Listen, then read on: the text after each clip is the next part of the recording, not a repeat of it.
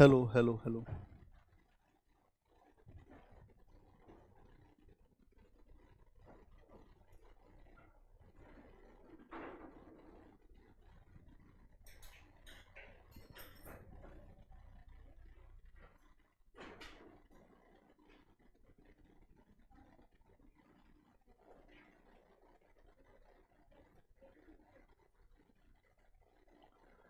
Flow नहीं है, flow.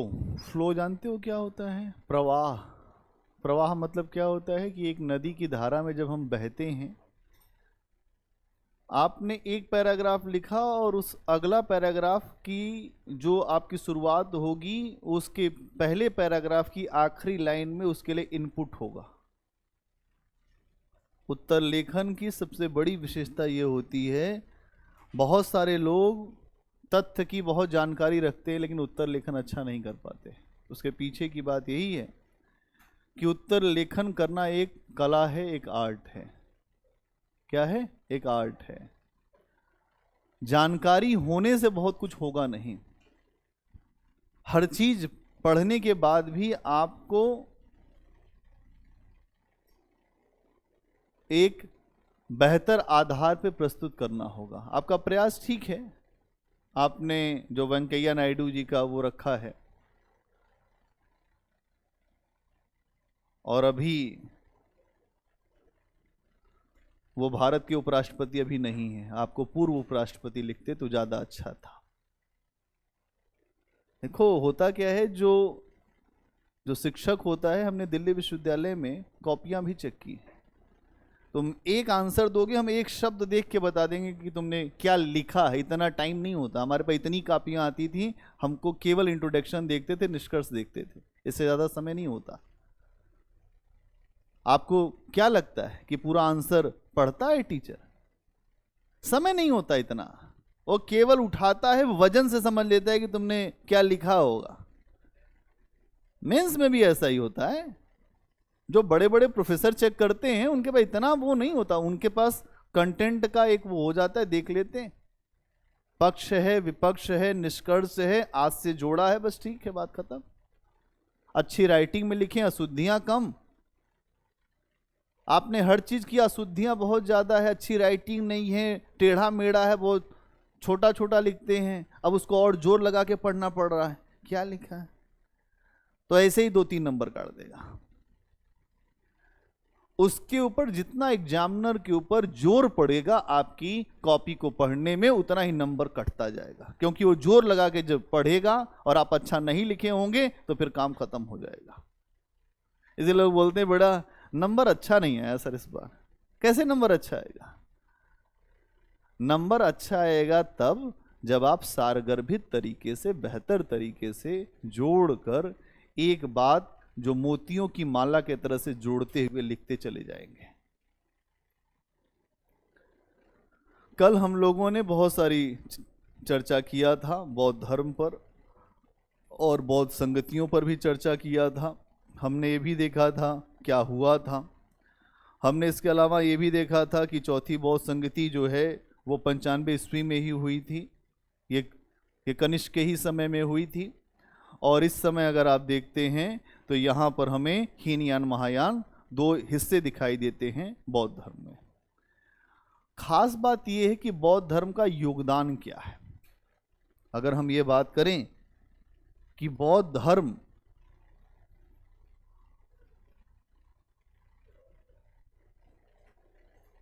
धर्म का योगदान,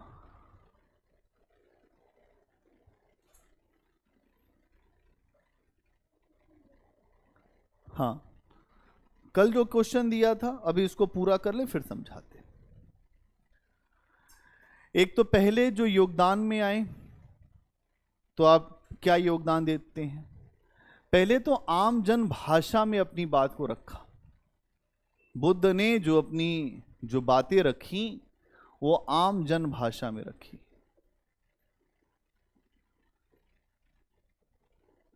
आम जन भाषा में अपने विचार प्रस्तुत किए।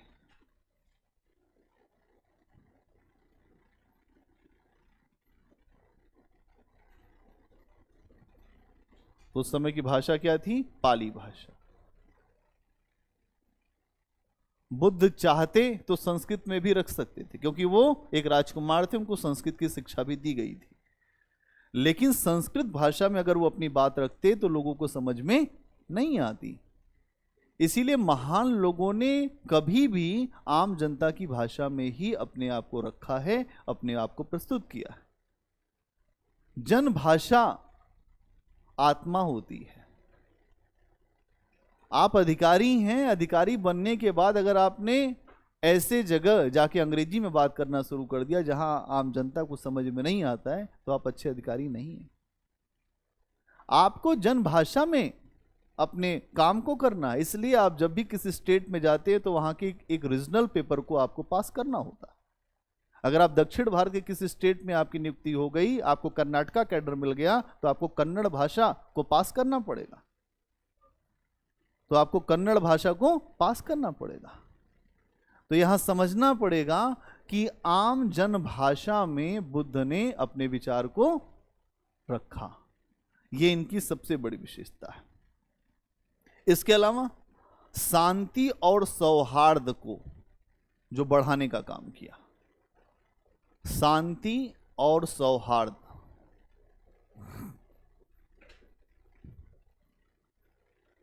क्या होता है जो शांति और सौहार्द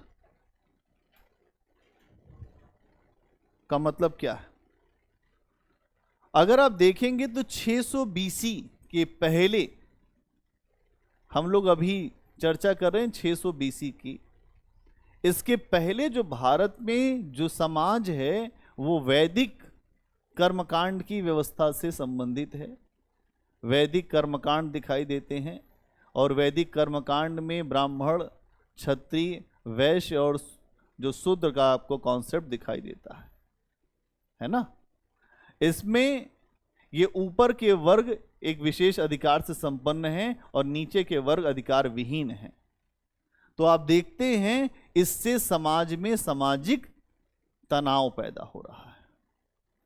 क्या हो रहा है? सामाजिक तनाव। इसके अलावा अगर आप देखें तो लोगों में प्रेम भी नहीं है। अब आपको एक बात समझना पड़ेगा कि जो पूर्व वैदिक काल है और उत्तर वैदिक काल में क्या हुआ था। थोड़ा सा पीछे आपको रिकैप करना पड़ेगा।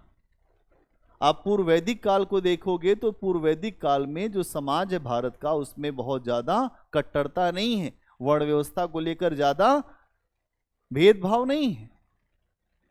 लेकिन धीरे धीरे जब उत्तर वैदिक काल आता है तो उत्तर वैदिक काल में वर्ण व्यवस्था कठोर हो जाती है। एक व्यक्ति कहता है कि मैं अलग अलग, अब हम लोग अलग अलग व्यवसाय करेंगे।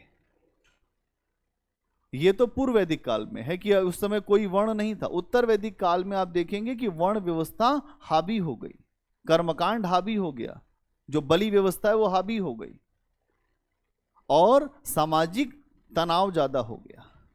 उसी तनाव को दूर करने का काम किया बुद्ध ने। बुद्ध ने अपने समय में शांति की स्थापना किया।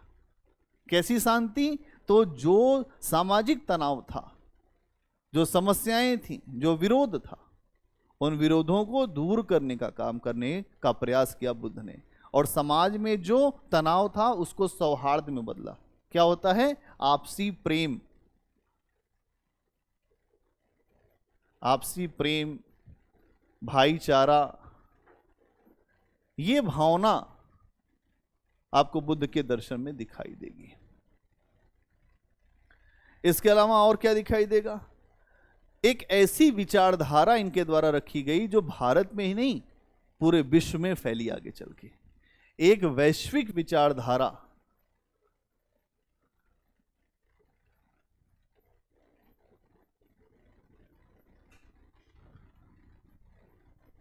के लिए आधार बनाया। आप सब जानते हैं अशोक ने अपने पुत्र महेंद्र और अपनी पुत्री संघमित्रा को श्रीलंका भेजा था बौद्ध धर्म के प्रचार के लिए। इसके अलावा लगातार बहुत ऐसे शासक है, जैसे कनिष्क, वो खुद बौद्ध धर्म की महायान शाखा से संबंधित था। तो भगवान बुद्ध की शिक्षाओं को लेकर बहुत सारे शासक भी मंत्रमुग्ध थे। और आगे चल के आप देखेंगे कि एक वैश्विक विचारधारा के रूप में बौद्ध धर्म आया। जैसे श्रीलंका में आप देखते हैं, म्यांमार में आप देखते हैं, मध्य एशिया में आपको दिखाई देगा, आपको दक्षिण पूर्व एशिया में दिखाई देगा, अलग अलग हिस्सों में आपको जो बौद्ध धर्म आपको विकसित होता हुआ दिखाई देगा।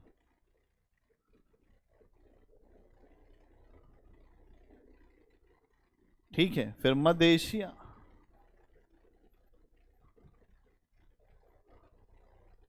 फिर दक्षिण पूर्व एशिया के बहुत सारे देश,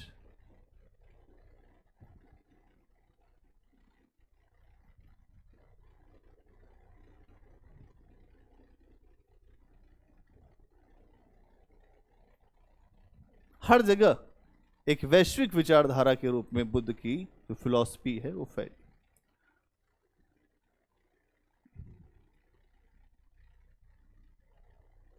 इतनी बात समझ में आ गई कि इनका योगदान क्या है, बौद्ध धर्म का योगदान क्या है? बोलो कि अगर आज भी, अगर वर्तमान से थोड़ा जोड़ो, आज जो इनकी विचारधारा है वैश्विक समस्याओं का समाधान ढूंढने वाली विचारधारा है। जो विश्व के सामने समस्या क्या है? कोई व्यक्ति किसी और व्यक्ति को देखना पसंद नहीं कर रहा है, कोई राष्ट्र किसी दूसरे राष्ट्र को बढ़ते भी नहीं देखना पसंद कर रहा है। आज हर राष्ट्र एक दूसरे राष्ट्र के लिए खतरा माना जा रहा है। विश्व में एक सुपर पावर है, विश्व में महाशक्तियां हैं, तो सुपर पावर अमेरिका है, महाशक्तियां कई हैं, रूस है, चाइना है, भारत है, जो ब्रिटेन है, फ्रांस है, ये सब महाशक्तियां हैं। एक सुपर पावर है। सुपर पावर कभी अपना स्थान नहीं खोना चाहता, चाहते ही नहीं कि मेरा स्थान कभी जाए। महाशक्तियां सुपर पावर बनना चाहती हैं, या इनके अंदर एक भावना यह भी है कि जो सुपर पावर है उसका स्थान टूट जाए, एक ऐसा विश्व बने जहां बहुध्रुव हो, मल्टीपोलर वर्ल्ड। एक ऐसा विश्व बनना चाहिए जहां एक कोई ध्रुव मजबूत नहीं होना चाहिए। अगर एक ध्रुव मजबूत होगा तो विश्व के सामने बड़ा खतरा पैदा होगा। आज का समय ऐसा है, और ऐसे समय में बुद्ध बड़े प्रासंगिक हो जाते हैं। बुद्ध इसलिए प्रासंगिक हैं कि वैश्विक तनाव इतने ज्यादा बढ़े हुए हैं, मानवता के लिए कोई आधार नहीं बचा है। अगर दो राष्ट्र नाराज हो जाएं तो पूरा विश्व ही समाप्त हो जाएगा 2 मिनट के अंदर। अमेरिका और रशिया में अभी जंग शुरू हो जाए तो 4000 से ज्यादा परमाणु हथियार हैं रशिया के पास, अपने आप दुनिया समाप्त हो जाएगी 2 मिनट के अंदर। इसलिए बुद्ध की शांति की जो अपील है वो पूरे विश्व को हमेशा आलोकित करती रहेगी। हाँ,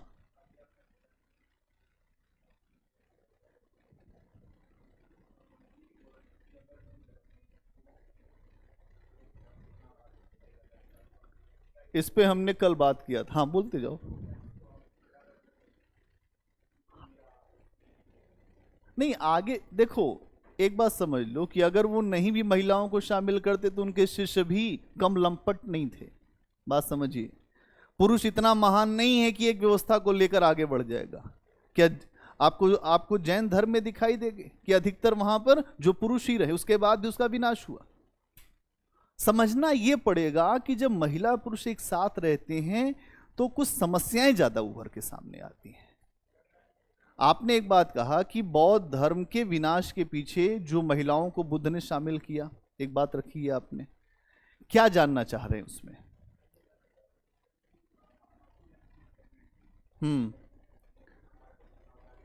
हाँ, वो नहीं चाहते थे, उनके द्वारा नहीं, उन्होंने इस बात को रखा भी था, आनंद से बताया था कि आनंद, बौद्ध धर्म में महिलाओं को शामिल मत कराओ। लेकिन आनंद की इच्छा थी कि जब आप समदर्शी हैं, आप सबके लिए बराबरी का व्यवहार रखते हैं, तो महिलाओं को आप क्यों नहीं शामिल करना चाहते? तब उसके बाद उन्होंने यही कहा था कि जो बौद्ध धर्म 1000 वर्ष चलता, उस बौद्ध धर्म की आयु आधी हो जाएगी। लेकिन इसका एक पक्ष ये भी है कि जब बुद्ध की आप बात करते हैं और आप कहते हैं कि बुद्ध प्रोग्रेसिव थे, तो ये पक्ष उसमें आएगा कि अगर बुद्ध ने महिलाओं को शामिल किया तो एक तरफ से वो नकारात्मक उनके धर्म के लिए रहा, लेकिन महिलाओं के दृष्टिकोण से वो एक प्रोग्रेसिव कदम था। है कि नहीं है भाई? अगर आप महिलाओं के दृष्टिकोण से देखिए, कोई चीज अगर आगे बढ़ रही है तो उसमें उत्थान पतन तो होगा ही होगा। यह मत सोचिए कि एक कोई निर्णय ले लिया तो नुकसान है या फायदा है। ये बात समझ में आ गई? इस तरीके से इसको देखना है, ठीक है? आगे बात समझ में? तो हमें यह देखना है कि आज ये जो विचारधारा है बुद्ध की, ये जो फिलॉसफी है, ये पूरी दुनिया के लिए बहुत आधार स्तंभ है। और आज जब भी विश्व के सामने समस्याएं उत्पन्न होती हैं और समाधान के प्रयास ढूंढे जाते हैं, तो बुद्ध सबसे पहले नाम उभर के सामने आते हैं कि बुद्ध के दर्शन को अपनाइए। यह है इनकी प्रासंगिकता, जो मैंने कल प्रश्न दिया था कि बुद्ध कैसे प्रासंगिक हैं आज के समय में। क्या दर्शन पढ़ लिया बस हो गया बुद्ध? बुद्ध ने सबके लिए मानवीय आधार प्रस्तुत किया। बुद्ध धर्म की मिशनरी भावना पर चलने वाले थे। ईसाइयत में एक बात आती है, मिशनरी चलते हैं, तो मिशनरी का मतलब होता है सब बराबर है। तो बुद्ध अपने समय में 600 बीसी में धर्म में सबके लिए इक्वलिटी की बात कर रहे हैं, बराबरी की बात कर रहे हैं। और जब बराबरी की बात करेगा अगर कोई व्यक्ति, तो आज भी दुनिया के सामने यही समस्या है कि दुनिया के विकसित देश अपने आप को तो सर्वोपरि समझते हैं, लेकिन विकासशील देशों को बराबरी देने को तैयार नहीं है। अगर ये तैयार नहीं है तो भारत जैसे देश बुद्ध के आधार पर इस बात को प्रस्तुत कर सकते हैं कि महान आप इनको मानते हो, पूरी दुनिया महान मानती है बुद्ध को, तो महान व्यक्ति की बात भी माननी पड़ेगी। अगर वैश्विक संघर्ष को समाप्त करना है, वैश्विक रूप से आपको एक सौहार्दपूर्ण स्थितियां बनानी है, तो बुद्ध की फिलॉसफी को स्वीकार करना पड़ेगा आज के तनाव को समाप्त करने के लिए। आज का वर्तमान का भी तनाव यही है। राष्ट्र की आकांक्षाएं अत्यधिक बढ़ी हुई हैं, अति राष्ट्रवाद, जो रशिया को एक न्यू कोल्ड वॉर फिनोमिना चल रहा है अभी।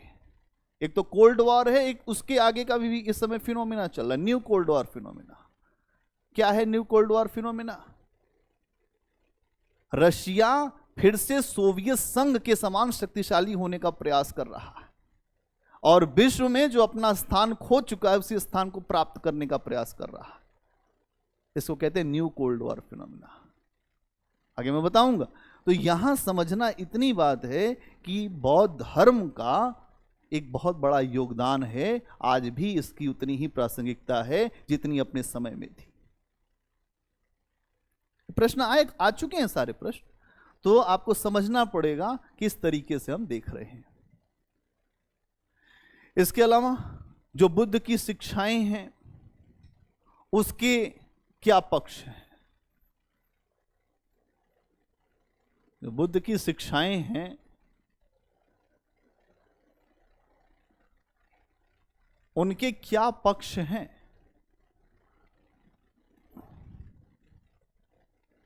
अगर आप बुद्ध की शिक्षाओं को देखेंगे तो एक आपको पक्ष दिखाई देगा दार्शनिक पहलू। क्या दिखाई देगा? दार्शनिक पहलू।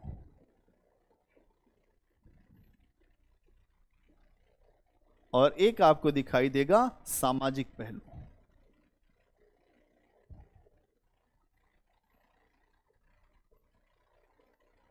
सामाजिक पहलू। तो दार्शनिक पहलू क्या है इसमें? मतलब बुद्ध ने यही कहा कि अगर हमारे जीवन में एक मूल कारण ढूंढा जाए तो हमारे जीवन का मूल कारण ये हमारी समस्याओं का, जो दुख का, इच्छाएं, हमारे दुख का मूल कारण इच्छाएं हैं। इच्छाएं हैं, हमारे दुख का मूल कारण इच्छाएं हैं। और इन इच्छाओं को ज्ञान द्वारा समाप्त किया जा सकता है। इन इच्छाओं को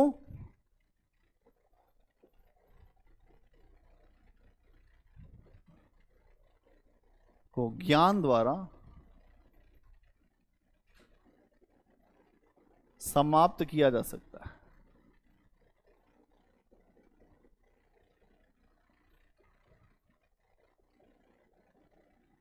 क्या है ज्ञान? अष्टांगिक मार्ग।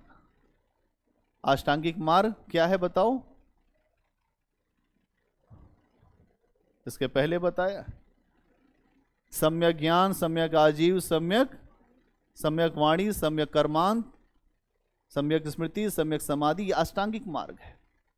उन्होंने कहा अष्टांगिक मार्ग का प्रयोग करिए तो आप अपनी इच्छाओं को समाप्त कर सकते हैं, इच्छाओं पर नियंत्रण हो सकता है।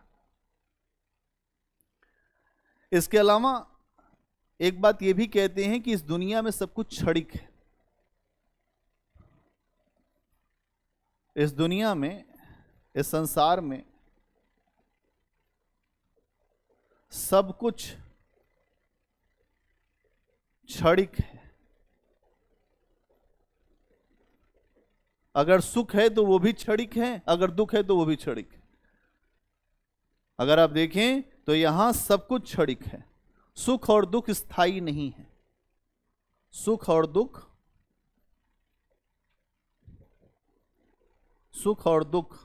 स्थायी नहीं है।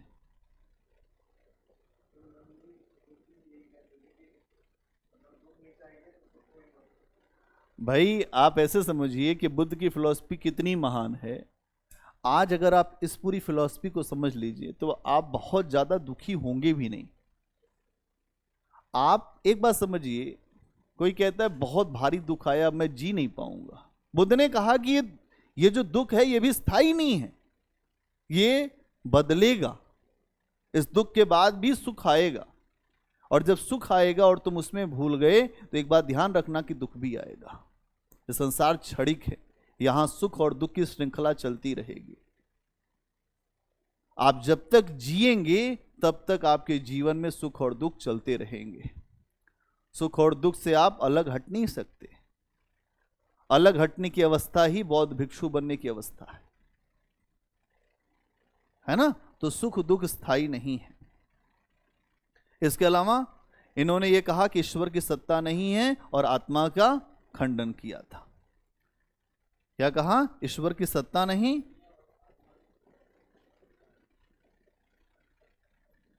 ईश्वर की सत्ता नहीं और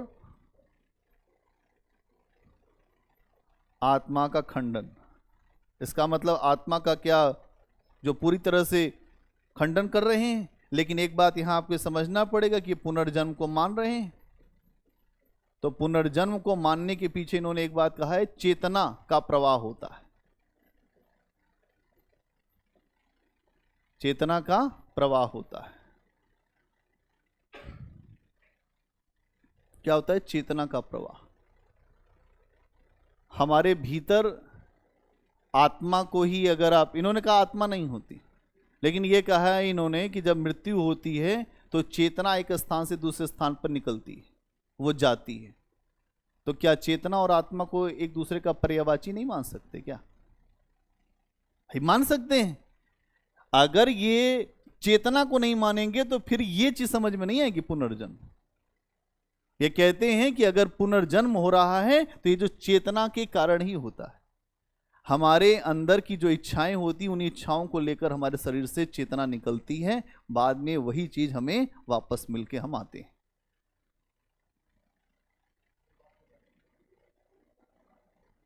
आत्मा का नेम चेंज कर दिया, क्योंकि आत्मा के नाम पर ही वैदिक कर्मकांड की व्यवस्था में बहुत ज्यादा समस्याएं की जा रही थी, कर्मकांड किया जा रहा था। तो बुद्ध ने इसको बदल दिया।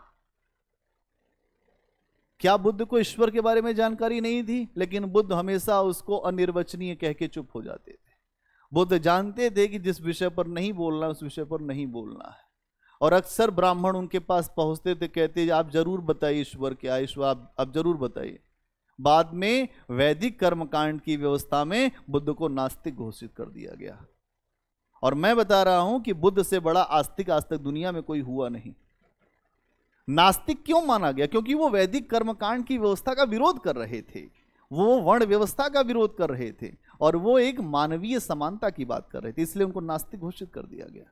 जो व्यक्ति अपने समय से बहुत आगे की बात करेगा, उस समय के लोगों को बातें पचेंगी नहीं। तो यहां समझना यह पड़ेगा कि बुद्ध के जो शिक्षाओं का दार्शनिक पहलू ये है। क्या क्लियर है? बोलो।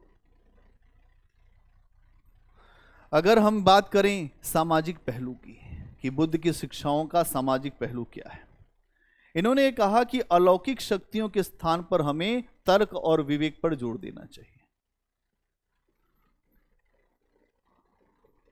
अलौकिक शक्तियों के स्थान पर तर्क और विवेक पर जोर देना चाहिए।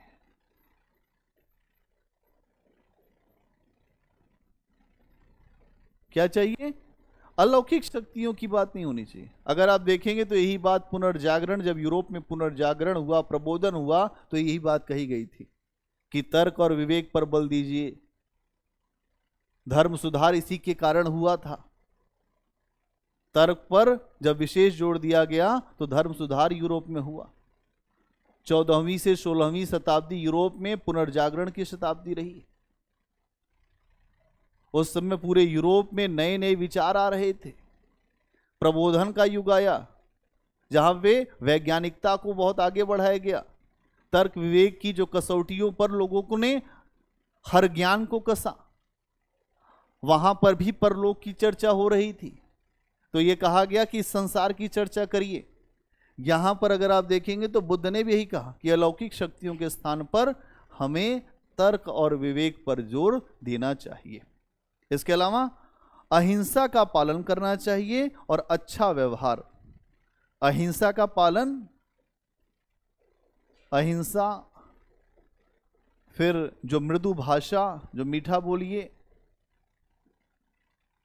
एक मृदु भाषा का प्रयोग करिए, मीठा बोलिए, अच्छा व्यवहार करिए।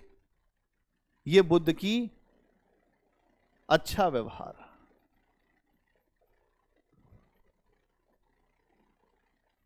अच्छा व्यवहार। आज भी अहिंसा का मूल्य भारत के जो पंचशील सिद्धांतों में सबसे ऊपर है। भारत की जो विदेश नीति है वहां पर अहिंसा मूल में है कि हम सबसे पहले किसी के ऊपर हथियार का प्रयोग नहीं करेंगे। हमने यही कहा है कि हम पहले इस्तेमाल नहीं करेंगे, लेकिन अगर कोई हमें छेड़ेगा तो हम उसे छोड़ेंगे भी नहीं। नो फर्स्ट यूज, पहले नहीं। ये अहिंसा की नीति का मतलब ये नहीं है कि हम हथियार, हमको कोई मार रहा है हम हथियार नहीं उठाएंगे। अगर इसी बात को, अहिंसा का मतलब ये है कि अपने आप को शांतिपूर्ण ढंग से आगे बढ़ने के लिए हम लेकर चलते जाएंगे और हम चीजों को बेहतर तरीके से करेंगे। और अगर हम ये नहीं कर पा रहे हैं तो फिर कोई मतलब नहीं है। क्या नहीं है? फिर कोई मतलब नहीं।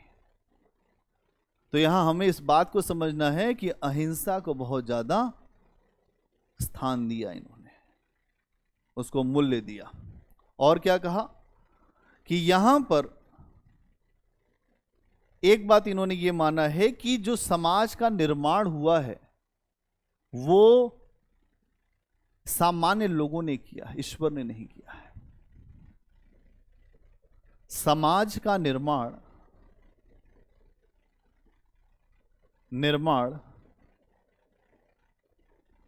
सामान्य लोगों द्वारा हुआ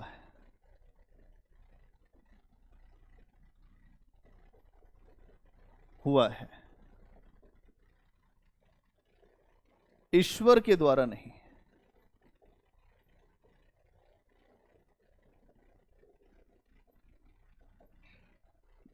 जो समाज का निर्माण है वो सामान्य लोगों के द्वारा हुआ, ईश्वर के द्वारा नहीं। इसलिए समाज को जो है हम व्यक्तिगत प्रयास से बदल सकते हैं। समाज का कोई भी नियम हमारे ऊपर बाध्य नहीं है। समाज का कोई भी नियम हमारे ऊपर बाध्य नहीं है। इस बात को समझना पड़ेगा कि हम बाध्य नहीं हैं। हम इन नियमों को बदल सकते हैं। अगर नियम पुराने पड़ गए जड़ हो गए हैं, पत्तियां पीली पड़ गई हैं, तो उन पत्तियों को टूटना पड़ेगा, उन पत्तियों को समाप्त होना पड़ेगा। बुद्ध इसी बात को कह रहे हैं, इसलिए कि हमें अपने जीवन में हर चीज को बदलना है। और बुद्ध एक बात ये भी कह रहे हैं कि हमें अपने जीवन में आत्मदीपो भव बनना है। अपना दीपक स्वयं बनो, अपना प्रकाश स्वयं बनो, आत्मदीपो भव। ये भी आपको यहां पर मिलेगा, आत्मदीपो भव। ये है जो बुद्ध की फिलॉसफी, इनका पूरा दर्शन, इनकी विचारधारा, इनकी शिक्षा, मैंने सारे पक्ष आपके सामने रख दिए। अब हमने कुछ आपको जो प्रश्न कल दिए थे, एक प्रश्न आपके सामने था कि बुद्ध की शिक्षाओं की वर्तमान में क्या प्रासंगिकता है। दोनों प्रश्न का मतलब यही है, हाँ, दोनों ही प्रश्न एक है। बुद्ध की शिक्षाओं, बुद्ध की शिक्षाओं, बुद्ध की शिक्षाओं का वर्तमान में क्या प्रासंगिकता है।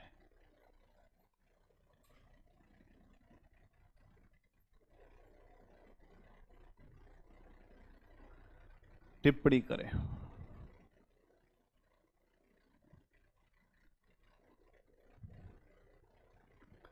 इसके अलावा एक प्रश्न और रखा था आपके सामने, आज के समय में, आज के समय में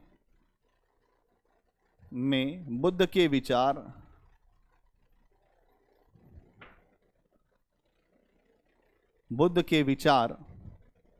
कितने, बुद्ध के विचार कितने प्रासंगिक हैं, कितने प्रासंगिक हैं, स्पष्ट करें। ये दो प्रश्न आपके सामने दिए थे। 150 में लिख दो, 150 वर्ड्स। कल दिया थे प्रश्न, नहीं लिखा है, मैं समझा रहा हूं। मैंने इसके पहले आपको हमेशा समझाया है कि प्रश्न का एक फॉर्मेट होता है। सबसे पहले एक आप छोटा सा इंट्रो देंगे। अगर जो 150 शब्द का है प्रश्न, तो 25 से 30 शब्द का इंट्रो, एक भूमिका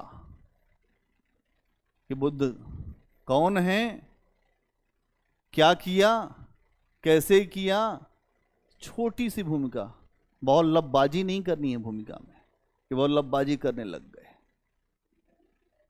नहीं, ऐसे ही लिखना। भूमिका उनका हेडिंग नहीं बनानी, हम आपको समझाने के लिए बता रहे हैं, ठीक है। भूमिका, निष्कर्ष, ये सब लिखना नहीं आंसर में। और दूसरी बात फिर क्या बतानी है कि बुद्ध की शिक्षाएं क्या है, फिर क्या बताएंगे कि उनकी शिक्षाएं क्या है, इसको बताएंगे कि शिक्षाएं क्या हैं। और फिर आप ये बताएंगे कि इसकी जो शिक्षा है, इनकी शिक्षाओं की वर्तमान में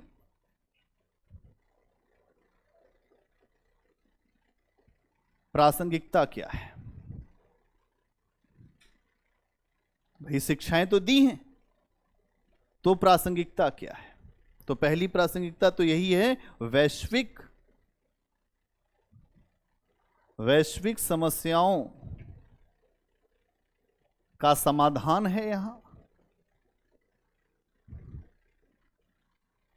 शांति की अपील है,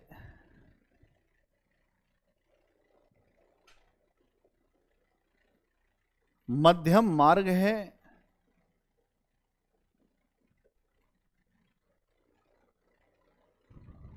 अहिंसा की नीति है,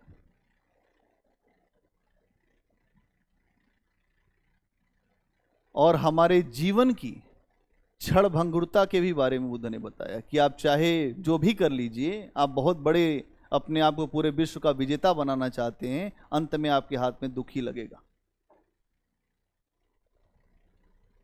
जीवन के क्षण भंगुरता को भी बुद्ध ने स्पष्ट किया अपने दर्शन में कि जीवन हमारा क्षण भंगुर है, इसीलिए क्षणिकवाद दिया। क्या कहा? जीवन क्षण भंगुर है।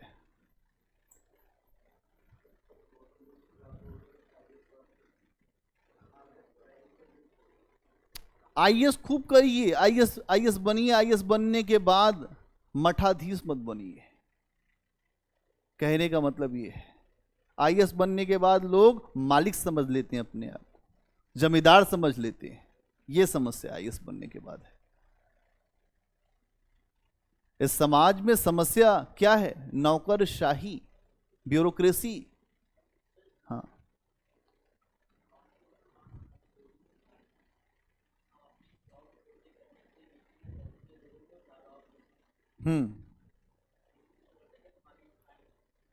आज के समय में आप देखेंगे कि जो संयुक्त राष्ट्र संघ है,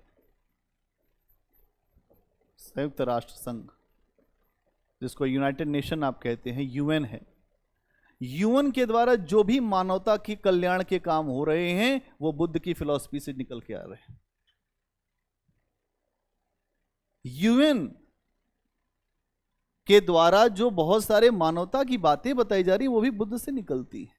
बुद्ध ने पूरी मानवता को संबोधन दिया है, सारी मानवता के लिए बुद्ध की शिक्षा है। इसलिए बुद्ध लाइट ऑफ एशिया है, या विश्व के जो प्रकाश पुंज हैं। जब आप निष्कर्ष देंगे तब इस तरह की बातों को लिखेंगे कि बुद्ध की पूरी जो दर्शन, उनकी शिक्षाओं को देखकर हम ये कह सकते हैं कि वर्तमान समस्याओं में, वर्तमान विश्व का जो माहौल है, उस माहौल में बुद्ध और ज्यादा प्रासंगिक होकर निकलकर सामने आ रहे हैं। जैसे अगर हम देखें तो संयुक्त राष्ट्र संघ के द्वारा बहुत सारे शांति अभियान भेजे जाते हैं, मानवता के कल्याण के लिए बहुत सारे काम किए जा रहे हैं, तब आप आंसर को फ्रेम कर पाएंगे। एक भी व्यक्ति का आंसर ऐसा नहीं आया है। क्यों? क्योंकि आप उस लेवल पे भी हैं ही नहीं। समस्या इस बात की नहीं है, अभी आपने आईआर नहीं पढ़ा है, आपने विश्व इतिहास नहीं पढ़ा है। अपने से तो आप हर चीज पढ़ लेते हैं, लेकिन जब कोई शिक्षक पढ़ाता है तो उसकी एक अपनी फिलॉसफी होती है, एक अपना दर्शन होता है। उस दर्शन पे जब आप पढ़ते हो तो आपके सामने विजन क्लियर होता है। यहां पर इस तरीके से हमको समझना पड़ेगा। बुद्ध ने यही कहा कि ये दुनिया नश्वर है, इस दुनिया में कोई कुछ भी कर ले, अगर मानवता के लिए नहीं कर रहा है। अशोक ने क्यों छोड़ा है हथियार? बुद्ध हृदय बदल देते थे। कलिंग का युद्ध था, जो बड़े पैमाने पर हत्याएं हुई, उन हत्याओं में बुद्ध की जो शिक्षाएं थी वह अशोक के सामने आई। उपगुप्त नाम का एक बौद्ध भिक्षु था जिसने अशोक को बौद्ध धर्म में दीक्षित किया। अशोक चंडाशोक था, उसका नाम था चंडाशोक। बहुत ज्यादा क्रोध आता था अशोक को। बहुत सारे उसके बारे में अलग अलग बातें मिलती हैं। कुछ लोग कहते हैं अपने 99 भाइयों की हत्या करके अशोक गद्दी पर बैठा था। कुछ लोग कहते थे कि वो बहुत ज्यादा कुरूप था, काला एकदम, उसकी आलोचना बहुत होती थी। उसका पिता उसको पसंद नहीं करता था, बिंदुसार। अमित्रघात नाम था बिंदुसार का। बाद में अशोक ने भी यह प्रयास किया कि अपने जो पिता के राज्य को और आगे बढ़ाया जाए। फिर विजय, और खास तौर पे जो कलिंग की विजय के बाद अशोक को एक बात समझ में आई कि हत्या, खून, रक्त से कुछ मिलेगा नहीं, हमें रक्त चरित्र छोड़ना पड़ेगा। और अशोक ने वहीं भेरी घोष को त्याग कर धम्म घोष की शरण धरी। भेरी घोष क्या होता है? जब युद्ध में हम जाते हैं तो भेरियां बसती थी पहले, कि हाँ, कि युद्ध भेरी बच चुकी है, अब पीछे नहीं हट सकते। अशोक खूब लड़ा, 1 लाख से ज्यादा लोगों की गर्दन अशोक ने युद्ध में उतरवा दिया, 1.5 लाख से ज्यादा लोगों को अशोक बंदी बनवा के लेकर आया, और उसमें एक छोटा सा राजकुमार भी था वहां का। उसने कहा मैं तुमसे नहीं डरता। अशोक को एक बात समझ में आई, यार ये क्या है जीवन मरण। और फिर अशोक ने हथियार रख दिया तो रख ही दिया, कहा कि अब नहीं, बहुत हो गया। तो अशोक यहीं से बदल गया, हृदय परिवर्तन हो गया अशोक का। अशोक का नाम दुनिया में इसलिए नहीं है कि अशोक एक बहुत बड़ा राजा था, अशोक का नाम इसलिए दुनिया में है कि अशोक एक बहुत बड़ा कल्याणकारी शासक था।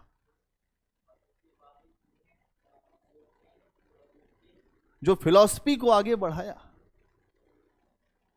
पूरी दुनिया का पहला ऐसा शासक है जो निरंकुश होते हुए भी आम जनता के कल्याण की चिंता करता है। वो प्रजा के कल्याण के लिए सोचता है। अशोक के अभिलेखों में आता है, अशोक ये कहता है कि अगर मैं किसी भी कार्य में व्यस्त हूं, राज्य की समस्याओं से मुझको तुरंत अवगत कराया जाए। मैं यहां की जनता को अपने संतान के समान समझता हूं, ये जनता मेरी संतान है।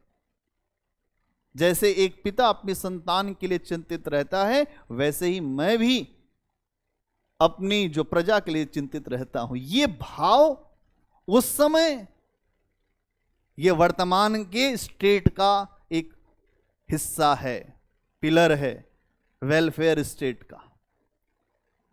अशोक महान इसलिए महान कहलाते हैं। अकबर महान इसीलिए है, उसने भी हिंदुस्तान की जो रियाया को अपनी रियाया माना। बाबर तो अभी भारत को अपना नहीं मान पाया था, हुमायूं लड़खड़ा ही रहा था। अकबर के समय ही पहली बार व्यवस्थित आधार बना, और जब व्यवस्थित आधार बना तो अकबर महान बना। समझना पड़ेगा इस बात को आपको। तो ये प्रश्न हलवा प्रश्न है, कुछ नहीं है। हमारी क्लास में हर बच्चा उड़ने लगेगा। प्रश्न लिखने के लिए आपके अंदर क्षमता होगी, हर बच्चा लिख देगा। और ये हम ऐसे नहीं बता रहे हैं, प्रश्नों पर कम से कम 1000 प्रश्न हम हर क्लास में, अगर कोई बच्चा हो लिखने वाला तो वो लिख देगा। क्योंकि हम जो लेक्चर देते हैं वो आंसर फॉर्मेट पे ही लेक्चर जाता है हमारा। हम उसी तरह से लेक्चर को फ्रेम करते हैं कि प्रश्न कैसे रहेगा, आप कैसे जोड़ के लिखोगे। तो बुद्ध की शिक्षाएं वर्तमान में कितनी प्रासंगिक हैं आपको समझ में आता है। आप करंट अफेयर्स पढ़ते हैं, आपको समझ में आ रहा है कि विश्व में अनेक समस्याएं मुंह खोले खड़ी हैं। आपसी प्रेम सौहार्द कहीं कुछ बचा नहीं है। मानवता की केवल बात हो रही है, मानवता बची नहीं है। केवल मानवता जो दिखाने के लिए है। तो यहां ये चीज आपको समझ में आएगी। ठीक है, इसके अलावा कुछ लोग आलोचना करते हैं। अगर हल्की सी आलोचना भी बतानी हो आपको बुद्ध के दर्शन की, तो कहते हैं कि बुद्ध का दर्शन पलायनवाद है।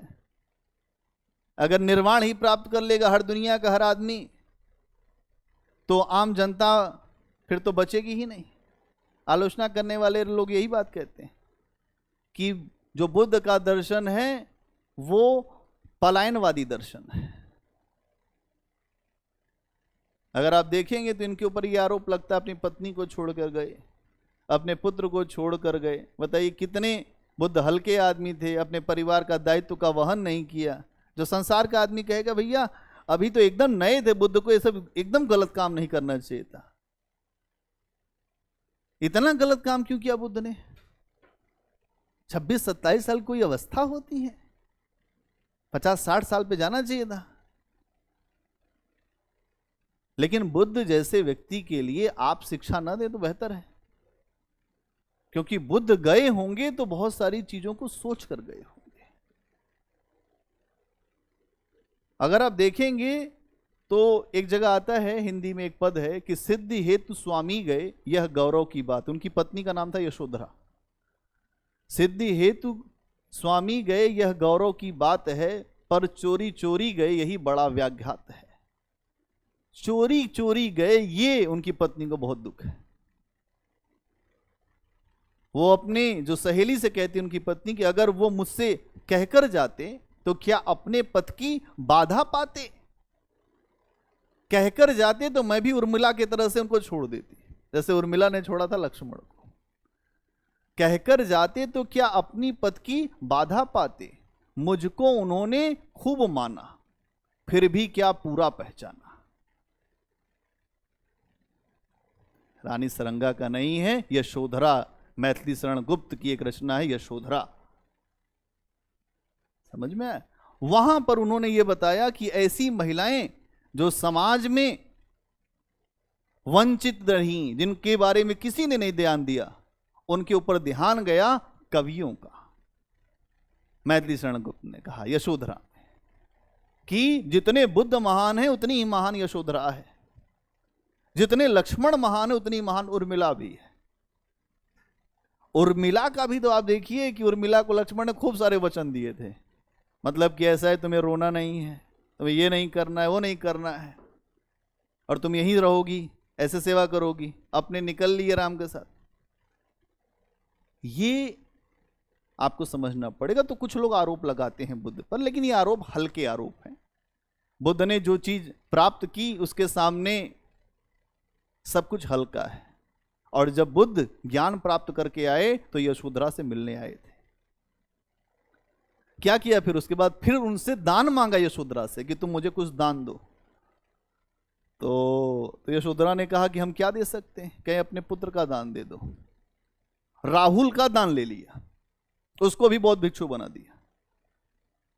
बुद्ध ऐसे व्यक्ति हैं किसी को छोड़ेंगे नहीं, अगर मृत्यु का कारण ढूंढ के आए हैं तो सबको उसी रास्ते पे चला देंगे।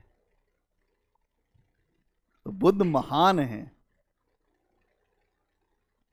बुद्ध के अंदर महानता भरी हुई है। जैन धर्म पे आओ।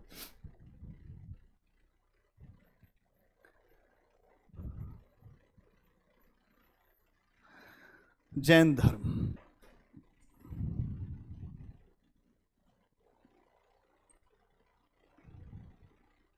क्या है? जैन धर्म तो सबसे पहले ईश्वर के बारे में,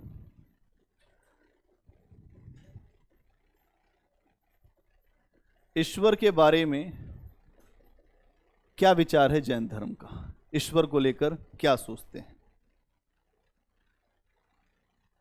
अगर आपने देखा था तो बौद्ध धर्म में ईश्वर को लेकर यह था कि ईश्वर नहीं होता, ठीक। लेकिन यहां पर इन्होंने कहा कि ईश्वर के स्थान पर इन्होंने कहा कि देवता होते हैं, देवता होते हैं, लेकिन वो जिन से नीचे होते हैं। मतलब यहां पर ये जो शब्द है इसका मतलब होता है विजेता।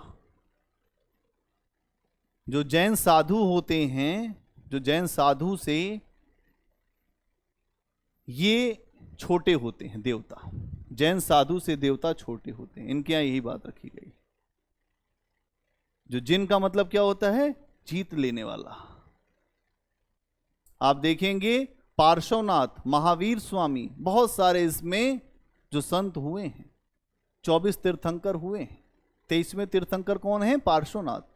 और सबसे महत्वपूर्ण तीर्थंकर हैं 23वें कौन है? पार्श्वनाथ। और 24वें ही सबसे महत्वपूर्ण है महावीर स्वामी। महावीर नाम इसलिए पड़ा क्योंकि उन्होंने पूरे संसार को जीत लिया। संसार में जो इच्छाएं हैं उनसे वो ऊपर उठ गए। तो यहां पर देवता हैं, लेकिन देवता जिनसे छोटे हैं, मतलब जिनको केवल्य पद मिल गया है। जैसे महावीर स्वामी को क्या मिला? केवल्य पद। केवल्य पद जिनको मिला उनसे देवता छोटे होते हैं, उनसे देवता क्या होंगे? छोटे होंगे। इसके अलावा जो वेदों पर इनका अपना विचार क्या है, इन्होंने भी यही कहा कि वेद अपरुषेय नहीं है।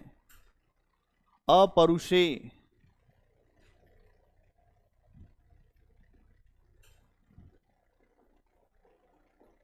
वेद अपरुषेय नहीं है, वेद अपरुषेय नहीं है। इसका मतलब क्या है? वेद ईश्वर के द्वारा रचना नहीं है। अपौरुषेय मतलब जिसकी रचना इंसानों ने नहीं किया।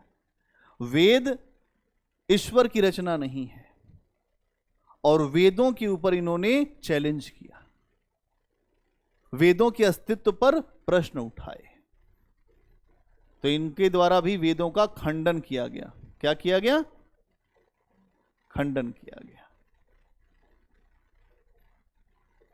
खंडन किया गया कि वेद नहीं है। वेद में जो कर्मकांड है वो ईश्वर की वाणी नहीं है। वेद में जो वर्ण व्यवस्था है वो ईश्वर की वाणी नहीं है। ईश्वर ने ये सब नहीं बनाया है। ईश्वर के यहां ये सब भेदभाव है ही नहीं। ये सारी बातें यहां पर दिखेंगी। आत्मा को इन्होंने स्वीकार किया। अब एक बात समझ लो, अब जैन और बौद्ध धर्म पे जब जोड़ का प्रश्न आएगा तो एक बात समझना, उन्होंने आत्मा को नहीं माना है, लेकिन उन्होंने चेतना के प्रवाह को माना है। लेकिन यहां ये आत्मा को मान रहे हैं, आत्मा की सत्ता को स्वीकार करते हैं। आत्मा की सत्ता को स्वीकार करते हैं। आत्मा होती है, आत्मा की सत्ता को स्वीकार करते हैं कि आत्मा होती है।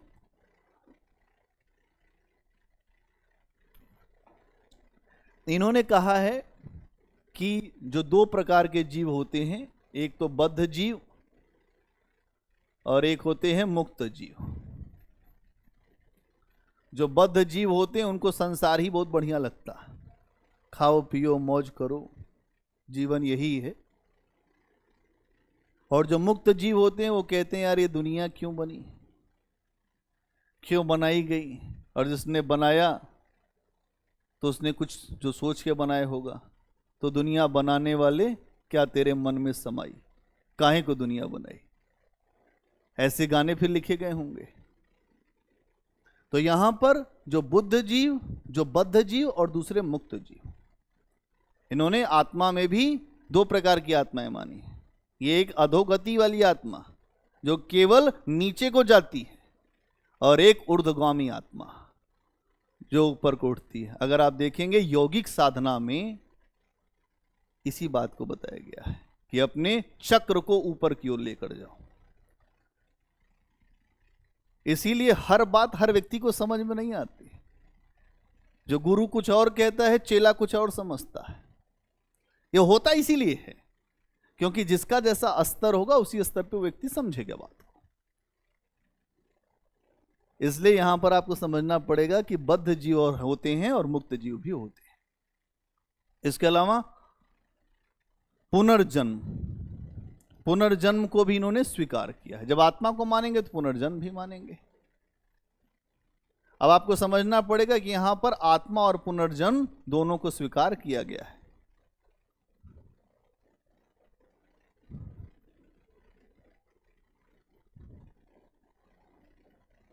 पुनर्जन्म को स्वीकार किया गया है कि पुनर्जन्म होता है। पुनर्जन्म को स्वीकार करना। और क्या कहा है? कर्म होते हैं और कर्मों का फल भी होता है। कर्म को स्वीकार किया है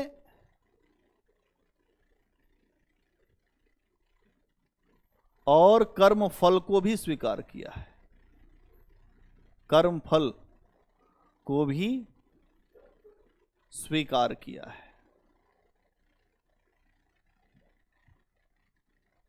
कर्म है और कर्म फल है। इसका मतलब क्या है? क्या मतलब है इसका? इसका मतलब यह है, एक छोटी सी कहानी सुनाता हूं महावीर स्वामी की।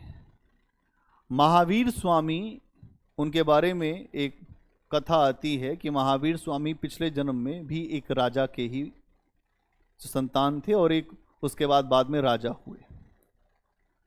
महावीर स्वामी बहुत अच्छे व्यक्ति थे, लेकिन उनके साथ जो पिछले जन्म में एक समस्या हो गई थी। क्या समस्या? उन्होंने एक निरपराध व्यक्ति को फांसी चढ़वा दिया था। जो अपराध नहीं था उसका, उसके बाद भी फांसी चढ़वाया था और खड़े होकर फांसी चढ़वाया था। जब अगला जन्म हुआ महावीर का तो ये महावीर के रूप में जाने गए। जब साधना की अवस्था में थे तो उस कर्म का फल भोगना था इस जन्म में इनको। ये जैन साहित्य में आता है, कर्म भोगना था उसका फल। अब ये हो गए संत तो कर्म कैसे भोगेंगे, लेकिन संत होने के बाद भी कर्म भोगना पड़ा। क्या हुआ, एक किसान था जो जंगल में अपने जानवरों को लेकर आता था चराने के लिए। एक पेड़ के नीचे महावीर स्वामी साधना रत बैठे थे, न वस्त्र न कुछ, साधना में एकदम ध्यान में बैठे हुए। अगर कोई व्यक्ति ध्यान में बैठा हो तो उसको कोई क्यों मारेगा? ये ध्यान में बैठे हुए हैं। वो किसान आता है, इन्हीं के पास अपने जानवर को बांध देता है, इनको नहीं बताता है कुछ भी, और वो बांध कर चला जाता है।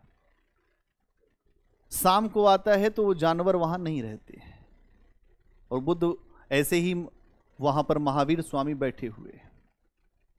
वो बोलता है कि हमारे जानवर यहां पर थे तुम्हारे पास, कहां गए? वो ध्यान में, उनको कुछ पता नहीं कहां गए कहां आए, कोई मतलब नहीं। उसने कहा कि तुम एकदम हमारी बात नहीं सुनते हो, तुम बहरे हो। खूब बोला ऊट पटांग महावीर को। वो वही व्यक्ति था जिसको फांसी चढ़वाया था। फिर उसने कहा ऐसा है कि तुम बहुत बड़े ढोंगी दिखाई देते हो मुझको। क्या दिखाई देते हो? ढोंगी हो तुम। वो लेकर आया जंगल से एक ऐसा जो लकड़ी का डंडा जिसमें आगे पीछे कांटे लगे हुए थे, कान में उनके पूरा डाल दिया, दोनों कानों में, और छेद कर दिया अंदर तक। बहुत तेज आवाज किया महावीर ने, बहुत तेजी से चिल्लाए। वो व्यक्ति चला गया वहां से। आकाशवाणी हुई कि ये कर्म फल तुम्हारा है, ये तुम्हें भोगना पड़ा, इसलिए ऐसा हुआ। तुम संत थे इसलिए तुम्हारी जान नहीं गई, नहीं तो इससे तुम्हारी जान जाती। ये बदले हैं, ये तुमको मारता फिर तुम इसको मारोगे, फिर यही चलता रहेगा। ये चीज है कर्म फल। कोई किसी को मार के ये सोच ले कि हमारा काम हो गया, हमने मार दिया, अरे वो भी अभी आएगा। कर्म फल तो भोगना ही पड़ता है। कर्म गति टारे ना टरी। कर्म की जो अपनी अपनी करनी है उसका फल तो भोगना ही पड़ता है, अच्छा और बुरा। सीता ने दया किया तो रावण के महल में भोगना पड़ा। वो अपने से ही तो बाहर आई थी, जो लक्ष्मण रेखा से।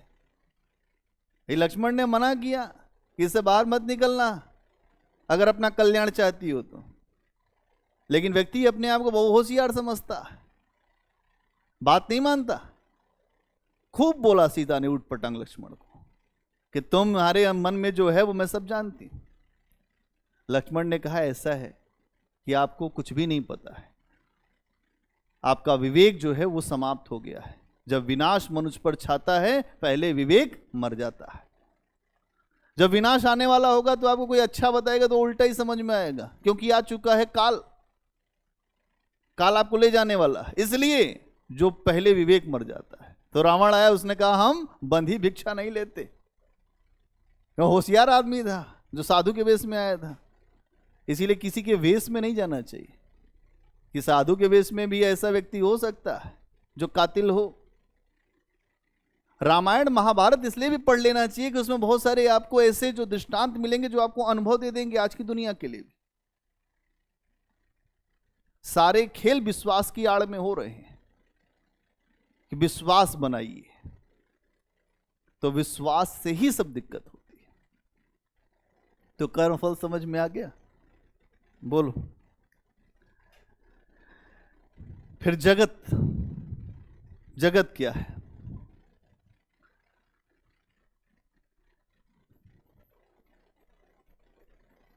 इन्होंने कहा है कि ये प्रकृति के कारण ही जगत चल रहा है। ये प्रकृति अपने आप को संचालित कर रही है। जो प्रकृति है, जो नेचर है, उस पर किसी का बस नहीं है। जगत उसी से चल रहा है अपने आप। कुछ लोगों ने इस प्रकृति को ही ईश्वर मान लिया है कि प्रकृति ही ईश्वर है। कुछ लोग कहते हैं कि प्रकृति को संचालित करने वाला पुरुष है, तो प्रकृति और पुरुष के संबंध की बात होती है। कि पुरुष कौन है, वो ईश्वर पुरुष है, और ये प्रकृति कौन है, उसकी आभास मात्र से सब कुछ करती है। तो जवाब इसका मतलब ये हुआ कि ये जो जगत है वो ये जो प्राकृतिक नियम है उनसे चल रहा है। ठीक, एक बात इन्होंने यही रखा। लेकिन आगे की फिलॉसफी में आपको बता रहा हूं कि इस संसार को या इस जो प्रकृति को संचालित करने वाला भी कोई होगा।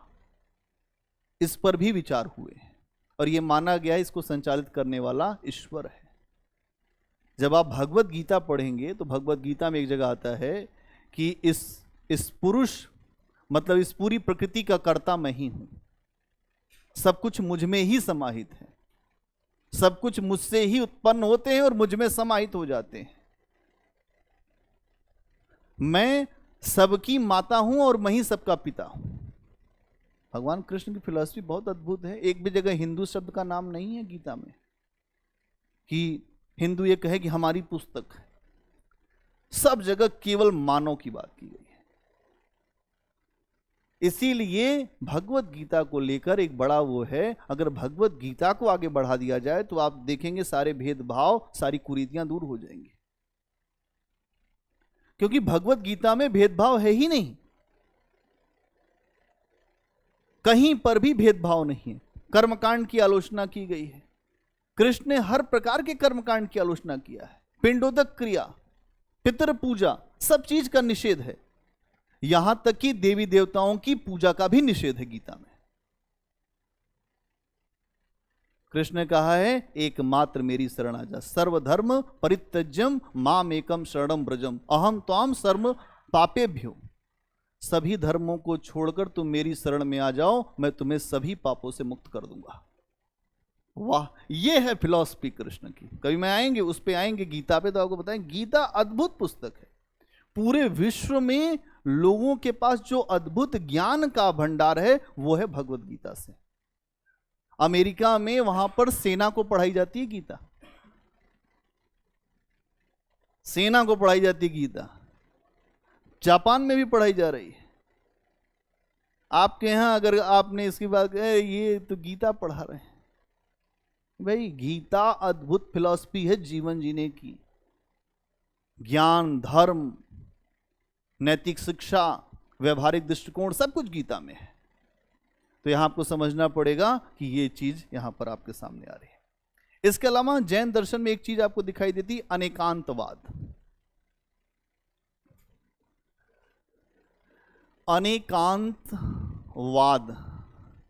इसके लिए एक शब्द आता है श्यादवाद, श्यादवाद या अनेकांतवाद। अनेकांतवाद का मतलब क्या है? अनेक मत, अनेक मत, अनेकांत। तुम सब यहां बैठे हो तो किसी एक व्यक्ति का मत सही नहीं होगा। हर व्यक्ति का मत सही हो सकता है, डिग्री थोड़ा बहुत ऊपर नीचे होगी। ध्यान समझ लो। शायदवाद का मतलब होता है शायद है, शायद नहीं है। इसी को सप्तभंगी नय भी कहते हैं। अगर आप देखेंगे सप्तभंगी नय, सत्य अलग अलग अंशों में छिपा हुआ है, सत्य कहीं कंप्लीट नहीं है। आपने कहा कि सूर्य का रंग नारंगी है, लेकिन ये जरूरी नहीं है कि सूर्य का रंग वही नारंगी जो दिख रहा है वही है। उसके पास जाओगे तो कुछ और भी दिख सकता है। आपको जो कुछ दिख रहा है वो आपकी आंखों को दिख रहा है, वास्तव में हो सकता है कि आंखों के परे भी दुनिया हो। तो यहां अनेकांतवाद आपको दिखाई देंगे और अलग अलग दृष्टिकोण होता है। और इसी जैन दर्शन के वजह से ही अगर विश्व के अधिकतर जो भी मत मतांतर हैं, सबका अस्तित्व रह सकता है। यही सप्तभंगी नय के ही द्वारा। सप्तभंगी नय हर धर्म को सत्य के कुछ नजदीक या ऊपर नीचे मानता है कि दुनिया के जितने दर्शन हैं, धर्म हैं, उनमें कुछ न कुछ सत्य का अंश जरूर है, इसीलिए वो बने हैं। इसलिए कहे कोई कि हम ही केवल सत्य हैं तो अपने कान पे हाथ रख लेना, वो झूठ बोल रहा है।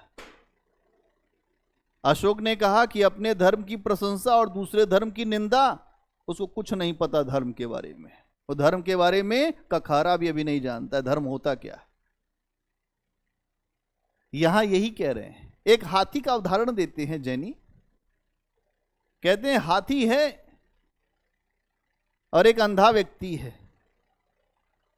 कहीं अंधा व्यक्ति जब दौड़ कर जाएगा हाथी को पकड़ने, तो एक बार दौड़ के गया तो उसने पैर पकड़ लिया, तो कहा हाथी खंबा है साहब, हमने महसूस किया खंबा है, सत्य यही है, यही सत्य है खंबा। फिर दौड़ा, कहा रुको एक बार फिर पता करता हूं सत्य क्या है। उसकी सूंड पकड़ लिया, कहा खंबा नहीं है, अजगर है, अजगर ये। कहा यार अजगर है, अच्छा रुको फिर पता करता हूं। 7 बार प्रयास किया, कान पकड़ा तो कहा ये तो सूप के तरह से है, पत्ते के तरह से है। पूंछ पकड़ी तो कहा ये रस्सी है। पेट से लड़ गया तो कहा ये तो दीवाल है। ऐसे ही सत्य है। जैनियों का दर्शन बड़ा अद्भुत दर्शन है। स्याद अस्ति च स्याद नास्ति च, स्याद आस्ति च नास्ति च, स्याद नास्ति च स्याद आस्ति च। पूरा दर्शन है इस पे। शायद, इसीलिए दुनिया में अगर कोई तुमसे पूछे कभी कि सत्य क्या है तो कहिए शायद। बुद्ध भी बड़े होशियार थे, ये भी होशियार थे। बुद्ध ने कहा अनिर्वचनीय, इन्होंने कहा शायद। चलने दीजिए सबकी गाड़ी, किसी को रोकिए मत, सबकी गाड़ी निकलने दीजिए। ईसाइयत, इस्लामी तो बहुत बाद में आए हैं। दुनिया में धर्म बहुत पहले से रहा है यार। आज का जन्म आपका नहीं, आप हजारों जन्मों से यात्रा कर रहे हैं। एक जन्म की कहानी हो तब तो मानो। बुद्ध के भी कई सौ जन्म हुए, जो महावीर के भी बहुत सारे जन्म हुए। तो यहां यह चीज आपको दिखाई देगी। इसका मतलब क्या है कि जो अलग अलग विचार हैं उन्हें हमें समझना पड़ेगा और सत्य के अंशों को भी देखना पड़ेगा। ठीक, इतनी बात समझ में आ गई जैन धर्म की? बोलो।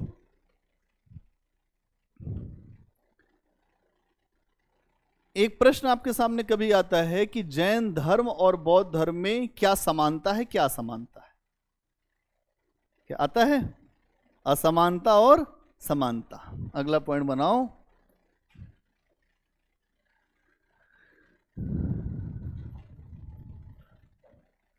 जैन धर्म और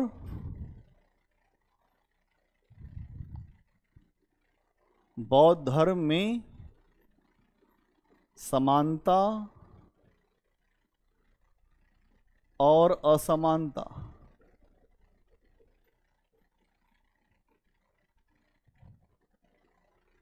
क्या समानता, क्या असमानता? सबसे पहले हम लोग चर्चा करेंगे समानता पर।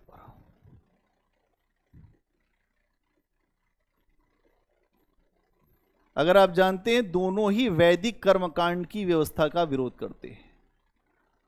वैदिक कर्मकांड की व्यवस्था का विरोध दोनों ही धर्मों में आपको दिखाई देगा।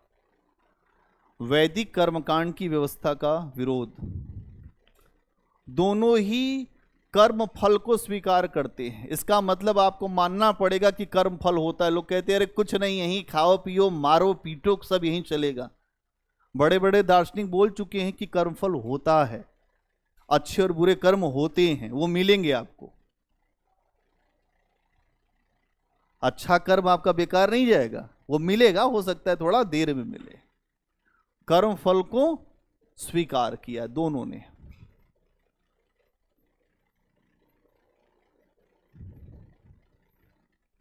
कर्म फल को स्वीकार किया है। दोनों ही अहिंसा को महत्वपूर्ण मानते हैं। अहिंसा को महत्वपूर्ण मानते हैं। दोनों ही अहिंसा को महत्वपूर्ण मानते हैं। किसको महत्वपूर्ण मानते हैं? अहिंसा को। इसके अलावा और क्या होता है?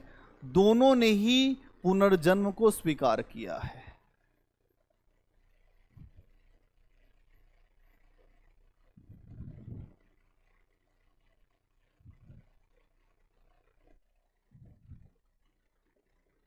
दोनों ने ही पुनर्जन्म को स्वीकार किया है। इसके अलावा असमानता आ जाइए। हाँ ठीक है, वो छोटी मोटी चीजें वो तो सब एक है, जो मेन बात है ये है चोरी दोनों ही जगह जो अपराध है ना।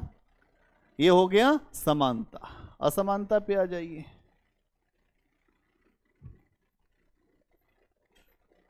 असमानता क्या है?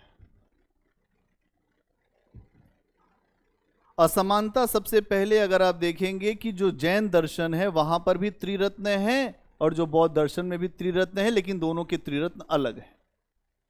तो जैन दर्शन में जो त्रिरत्न है वो क्या है? सम्यक ज्ञान, सम्यक ध्यान और सम्यक आचरण। जैन धर्म में सम्यक ध्यान,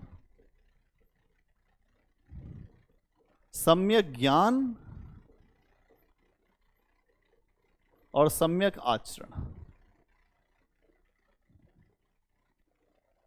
ये त्रिरत्न है। किसमें? जैन दर्शन में।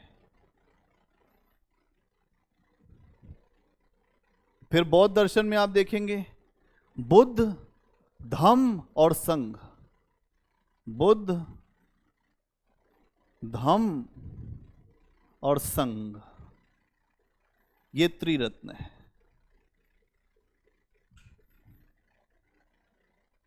दोनों में ही त्रिरत्नों का कॉन्सेप्ट है, लेकिन दोनों के त्रिरत्न अलग है। फिर जैनियों में पंच महाव्रत है। पंच महाव्रत क्या है? 5 व्रत की बात करते हैं और उनके यहां अष्टांगिक मार्ग है। पंच महाव्रत है। अच्छा आचरण करो, ये करो, चोरी मत करो, अपराध मत करो, अच्छे अच्छे विचार से रहो, अच्छा आचरण करते रहो।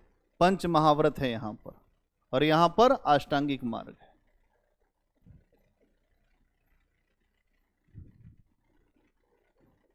खूब एनसीईआरटी पढ़िए और इसमें नोट करते रहिए।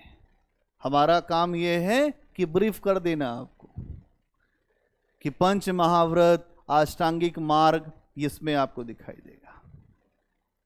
इसके अलावा जैनी जो हैं वर्ण व्यवस्था की बहुत निंदा नहीं करते। देखिए एक अब आ गया मामला। जैन दर्शन में वर्ण व्यवस्था की बहुत निंदा नहीं है, इसीलिए इनकी लोकप्रियता भी इनकी जितनी नहीं है। जैनियों के यहां वर्ण व्यवस्था की निंदा नहीं है, इसीलिए इन्होंने देवताओं का भी अस्तित्व स्वीकार किया है। देवता को ये स्वीकार करते थे। जब अगर आप देखेंगे कि जब महावीर स्वामी तपस्या करने के लिए गए तो कई बार इंद्र भी आया था। उसमें वर्णन आता है कि इंद्र आता है, कहता है आप क्या चाहते हैं? उन्होंने कहा कि हम तुमसे ऊपर की अवस्था चाहते हैं। तो यहां पर ये एक तरह से वर्ण व्यवस्था की निंदा नहीं करते हैं और ये देवताओं के भी अस्तित्व को स्वीकार करते हैं। ठीक है। और यहां पर आप देखते हैं कि बौद्ध धर्म में खुलेआम निंदा की गई है वर्ण व्यवस्था की, और जमकर निंदा की गई है। बुद्ध ने कहा कि अगर निंदा नहीं होगी तो ये समझेंगे नहीं।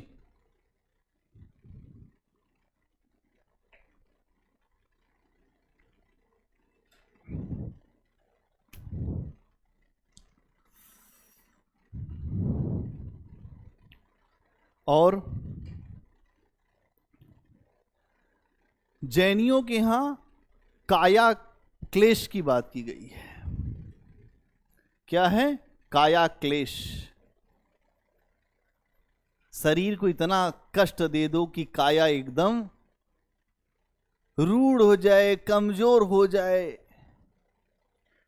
कुछ भी काया क्लेश, खूब शरीर को कष्ट देना है, क्लेश देना। लोग कहते हैं कि हमको बहुत क्लेश कर रही है, या हमको क्लेश देती है या परेशान करना, तो इनका यही है कि काया को दुख दे दो। एक उदाहरण बताता हूं इसका। चंद्रगुप्त मौर्य जब उनके समय में बहुत बड़ा अकाल पड़ा, तो चंद्रगुप्त मौर्य ये वही हैं अशोक के बाबा। कौन है?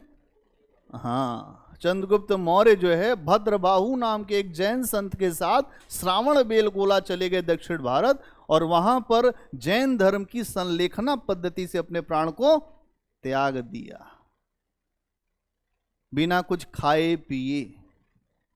तो काया क्लेश यही है। सब कुछ खाना पीना, लोग आखिरी में जब मरने लगते हैं तो छोड़ देते हैं 10-5 दिन पहले कि अब हम कुछ नहीं लेंगे, भैया एक चम्मच पानी पिलाओ।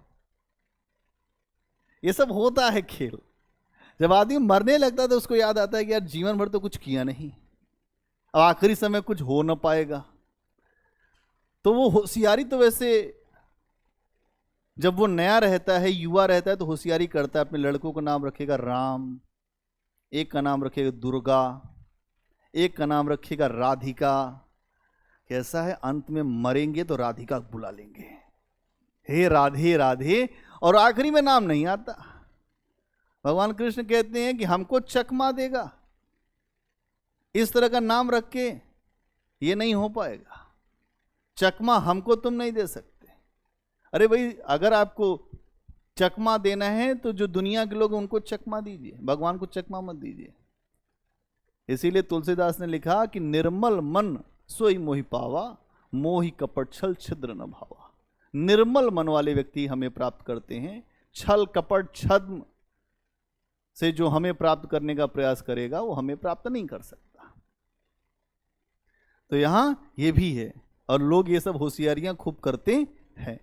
अपने बच्चों का नाम देवी देवताओं के नाम पर रख के बाद में उनको उसी तरह से जो बुलाना शुरू करते हैं।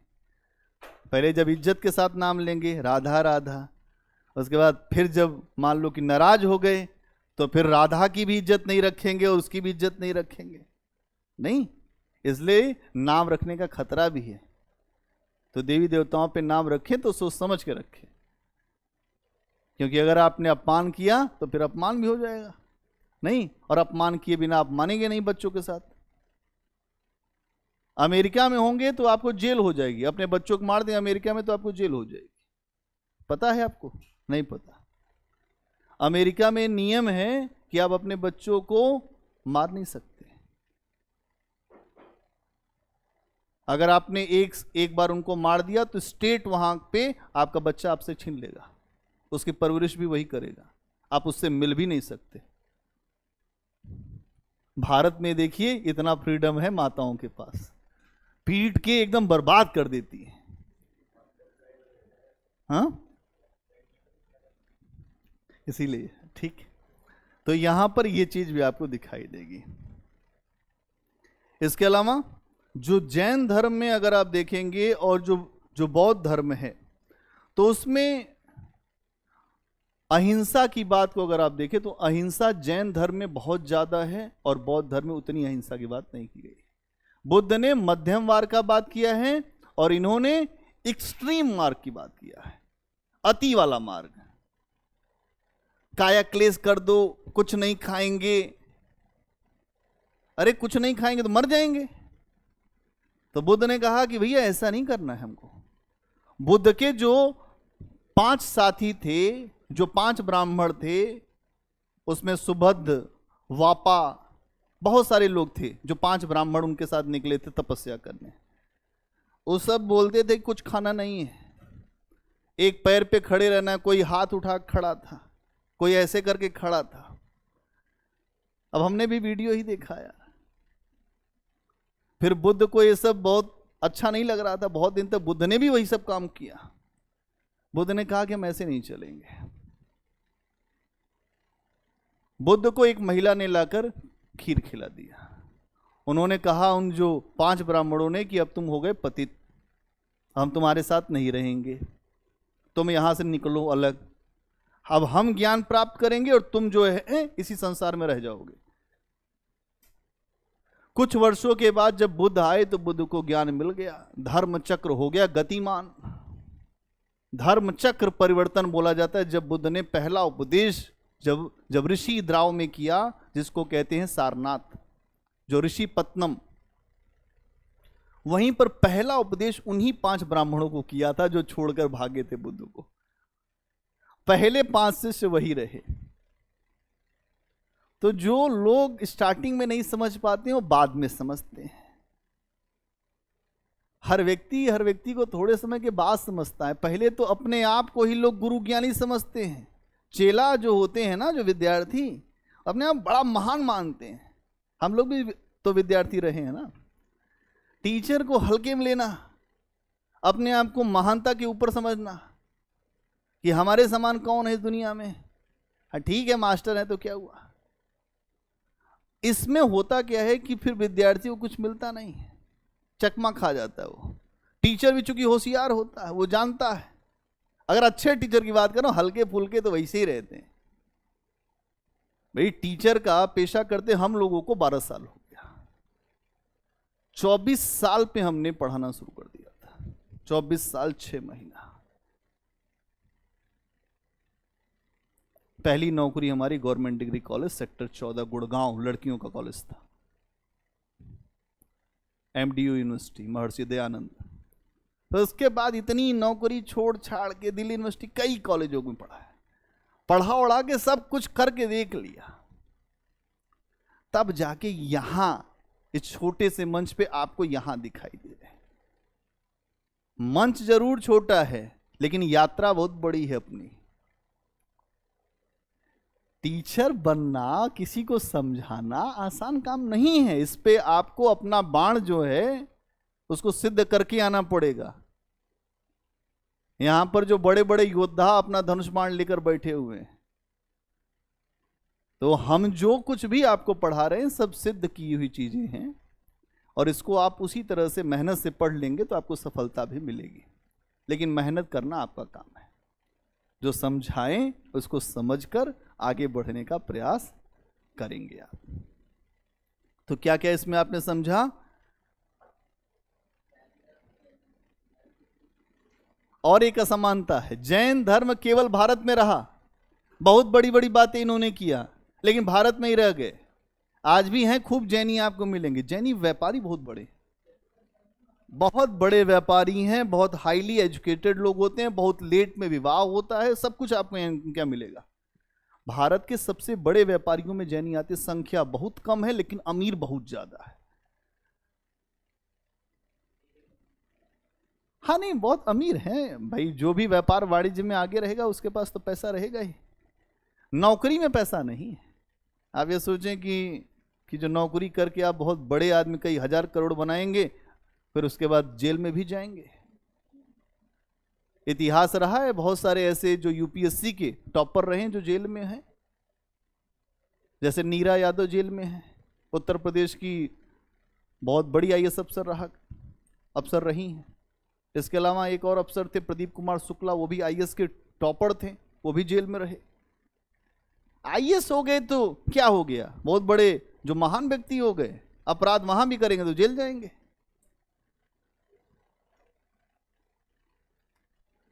तो यहां हमें इस चीज को समझना है। एक दो प्रश्न और लिखो। बौद्ध, हाँ एक प्रश्न लिखो, बौद्ध और जैन धर्म की शिक्षाओं की तुलना करें। बौद्ध और जैन धर्म की शिक्षाओं की तुलना करें। बौद्ध और जैन धर्म की शिक्षाओं की तुलना करें।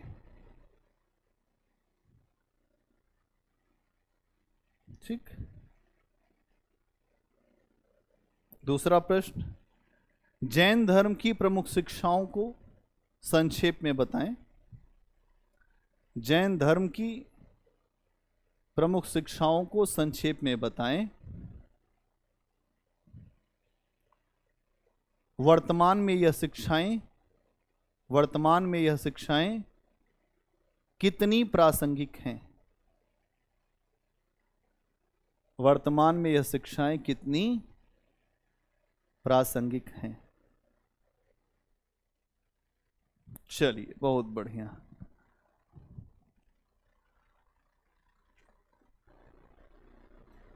तो मिलते हैं अगली क्लास में। तब तक के लिए आप लोग अपना ध्यान रखिए, थोड़ा पढ़ते लिखते रहिए।